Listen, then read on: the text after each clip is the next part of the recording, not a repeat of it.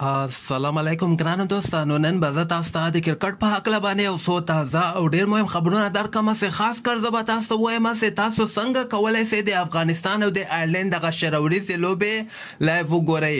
بل به زه تاسو ته وایم چې د افغانستان ملي ټیم لوبغاړی عثمان غني په لندن کې واده کړی ده او دې نه علاوه به زه تاسو ته د نور احمد په هکله باندې یو خبر درکړم چې نن دویمه لوبه په 100 باله لیګ کې ترسره کړې وله او دې نه علاوه به زه تاسو ته د زیمبابوې په هکله باندې یو خبر درکړم چې زیمبابوې او ځل بیا بنګلادیش ته په 50 اوریزه لوبه کې ماتې ورکړې ده. ویډیو تر اخره پورې وګورئ، په هر څه به تاسو پوه شئ.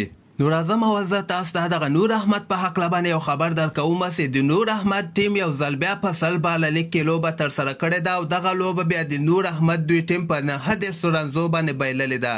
په دغه لوبه کې هغه بل ټیم اول بیټینګ ترسره کړی او 109 رنزه ټارګټ د نور احمد دوی ټیم ته ورکړی و.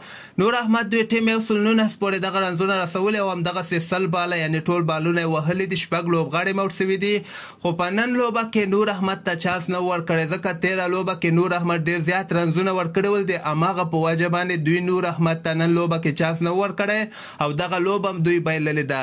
او بل به زه تاسو ته وایم چې زیمبابوې په دویمه 50 اوریزه لوبه کې بنګلادیش غونډې ټیم ته ماتې ورکړې ده. بنګلادیش هغه ټیم ده چې ډیر غټ غټ ټیمونه نه دوی لوبې ګټلې دي. ویسټ انډیز نه دغه نه مخکې ویسټ انډیز ته په ویسټ انډیز کې ماتې ورکړې ده.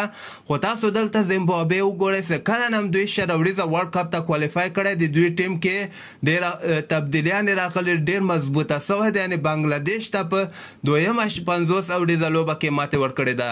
اول بنګلادیش بیټینګ ترسره کړی 291 رنزه ټارګټ زیمبابوې ته ورکړی او چې د زیمبابوې لپاره سکندر رضا یو ځل بیا 119 مهم رنزونه کړي دي او لاندې کې چې کابا سکوم ده هغه هم 102 رنزه بیا زیمبابوې لپاره کړي دي. زیمبابوې په 48م اوور کې دغه ټارګټ پوره کړ، 15 وکټو باندې دویمه 50 اوریزه لوبه یې له بنګلادیش نه ګټلې ده. او بل به زه تاسو ته د افغانستان ملي ټیم لوبغاړی عثمان غني چې کوم ده هغه په لندن کې واده کړی ده. یعنې که تاسو وګورئ عثمان غني دغه د افغانستان او د آیرلینډ شروریزې لوبې هم که خیر ترسره کیدونکې دي. هغې نه مخکې دوی دغه عثمان غني واده نن په لندن کې روان دی. یعنې داسې فکر وکړئ چې عثمان غني چې چا سره واده کړی هغه د لندن اوسېدونکې ده، یعنې افغانستان ده خو په لندن کې ډېر زیات وخت دوی تیر کړی ده. نو عثمان غني لپاره نیشنلټي اخیستلو کې هم اوس مشکل نسته ده. یعنی عثمان غني تاسو هر کیسې دوباره به افغانستان ته خو به خیر راسي، خو د ده یعنی مخکې عثمان غني داسې سوچ داسې دی په لندن کې بقایه ژوند تیر کړي ځکه کومه افغان سره چې نیشنلټي ده د هماغې سره عثمان غني واده کړی ده. او بل به زه تاسو ته د افغانستان او د آیرلینډ چې کومه اولنۍ شل اوریزه لوبه ترسره کیدونکې ده که خیر دغه لوبه به په 9 اګست باندې د افغانستان او د آیرلینډ لوبه شروع شي. خو که تاسو کولی شئ دغه لوبه لایو وګورئ، اصل کې خو اریانا تلویزیون باندې امکان لري چې دغه لوبه لایو نشر شي. فلحال اریانا کوم ته اعلان نه ده کړی، خو زیاتره تیر سیریز که تاسو ته یاست هغه هم اریانا تلویزیون کې لایو نشر شوی. خو زه تاسو ته یو ایپ ښیم چې ICC.TV دغه د ICC اوفیشل ویب د په دغه د سره موبایل کې ډاونلوډ کې دا په انډراید کې هم کار کوي، په آیفون کې هم کار کوي. زبردست دا ایپ د ډیر زبردست کار ورکوي.